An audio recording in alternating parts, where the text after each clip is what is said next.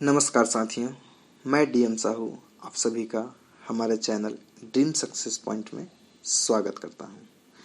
आज हम जिस टॉपिक की डिस्कशन करने वाले हैं वो बहुत छोटा है बट बहुत ही इम्पोर्टेंट है एग्ज़ाम के पर्पज़ से, खासकर डिफरेंट टाइप के कॉम्पिटिटिव एग्ज़ाम जैसे कि नीट या CSIR नेट के लिए और ज़्यादा महत्व रखता है।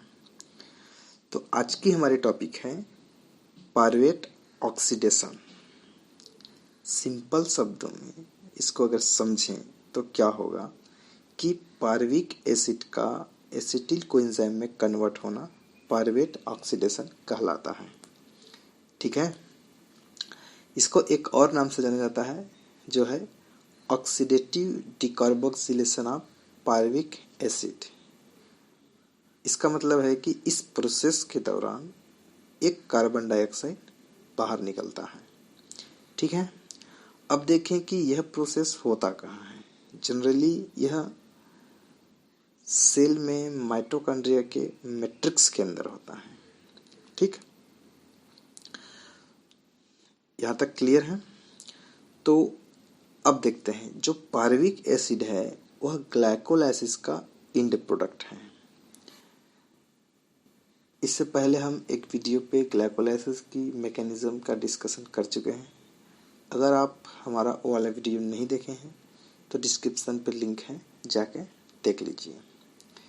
अब देखते हैं ये क्या है, पायरुविक एसिड ग्लाइकोलाइसिस का एंड प्रोडक्ट।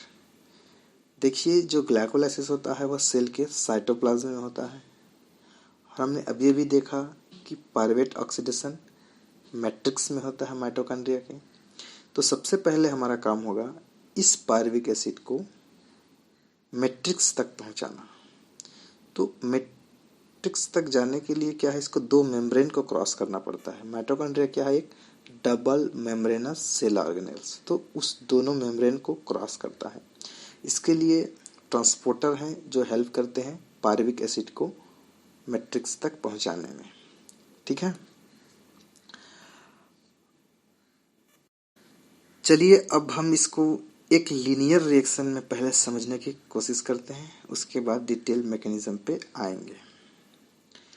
अब ये पायरुविक एसिड माइटोकॉन्ड्रिया के मैट्रिक्स में आ गया है, जो pyruvate dehydrogenase complex enzyme complex की उपस्थिति में रिएक्ट करता है और एसिटिल कोएंजाइम में कन्वर्ट होता है।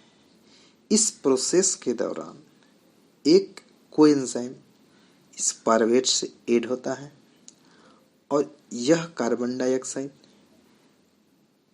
बाहर निकलता है और ये जो Na+ है वह यहाँ से हाइड्रोजन रिसीव करता है और एक मॉलिक्यूल NaDH2 का बनाता है। देखिए यहाँ पर पायरुवेट की एक मॉलिक्यूल लिए हैं। ठीक है, तो इस तरीके से प्रोसेस होता है। ठीक, जनरली इस तरीके से दिया जाता है। अब इसका हम आगे डिटेल मैकेनिज्म समझने की कोशिश करते हैं। तो ये है पायरुवेट डिहाइड्रोजिनेज एंजाइम कॉम्प्लेक्स। पहले इस एंजाइम के बारे में समझते हैं क्या होता है।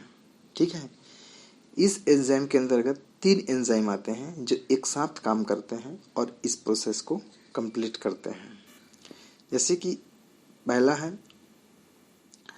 पायरुवेट डिहाइड्रोजिनेज एंजाइम फर्स्ट और डाईहाइड्रो ट्रांस एसिटिलेज एंजाइम सेकेंड और डाईहाइड्रोलिपोइल डिहाइड्रोजिनेज एंजाइम थर्ड। इस तरीके से ये 3 एंजाइम हैं। तो इनका सबसे पहले हम कंपैरेटिव स्टडी करते हैं इस पॉइंट्स के आधार पे। एक function, number of polypeptide, cofactor या एक्टिवेटर और इनहिबिटर।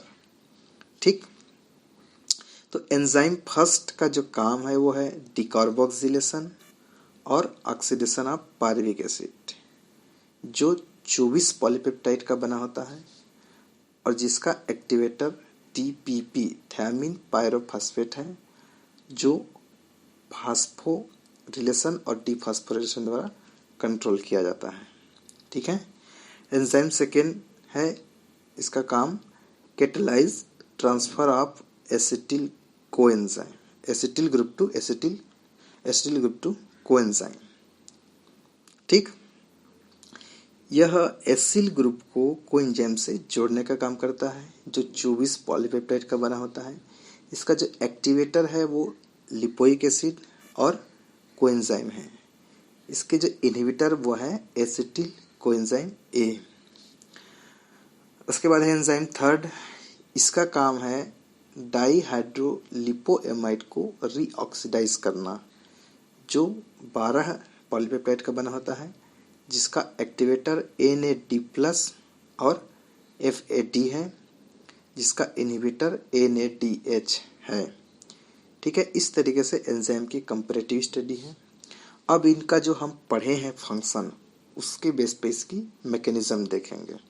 ठीक है, यह एक पायरुविक एसिड, जब एंजाइम फर्स्ट काम करता है तो यह TPP से रिएक्ट करता है और इस कार्बन डाइऑक्साइड को खोता है, जिससे कि एक नया कंपाउंड बनता है जिसका नाम है हाइड्रोक्सी एथिल TPP।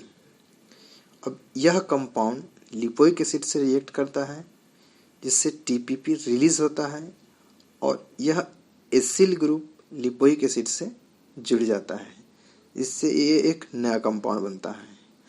अब यह कंपाउंड एंजाइम 2 की उपस्थिति में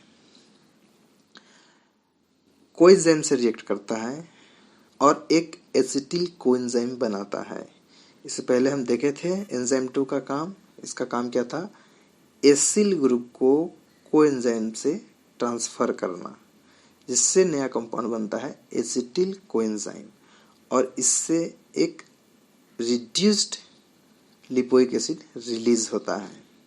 ठीक है, अब देखिए यह रिड्यूस्ड जो लिपोइक एसिड है एंजाइम थर्ड के द्वारा रीऑक्सीडाइज्ड होता है, जिसमें इसमें से इस 2 हाइड्रोजन को FAD+ द्वारा रिसीव किया जाता है, जिससे एक नया कंपाउंड बनता है FADH2 और यहाँ से हाइड्रोजन NAD+ द्वारा रिसीव किया जाता है, जिससे एक नया मॉलिक्यूल बनता है NADH2।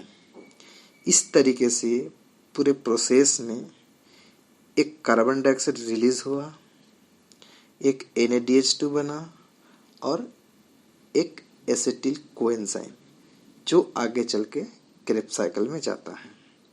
ठीक है, यह है एक मॉलिक्यूलर स्ट्रक्चर डाईहाइड्रोलिपोएमाइड का। ठीक है, इस तरीके से मैकेनिज्म कंप्लीट होता है। ये बहुत ही इम्पोर्टेंट है। ठीक है, थैंक यू।